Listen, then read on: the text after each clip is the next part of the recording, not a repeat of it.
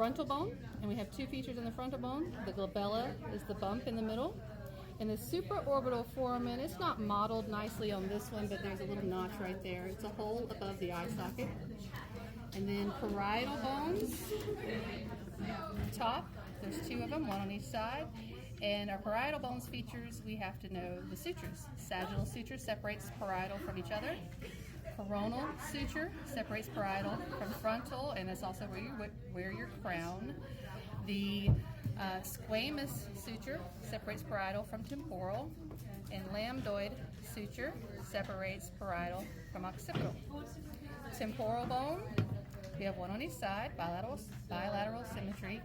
So our the features on the temporal bone, zygomatic process is making part of the cheek arch. Anything zygomatic is associated with the cheek. We have a zygomatic process of the temporal bone, zygomatic bone, zygomatic process of the maxilla. Rest of the temporal bone, external acoustic meatus, literally means outside sound hole. That's your ear hole. And then we have mastoid process, a big rounded projection behind it.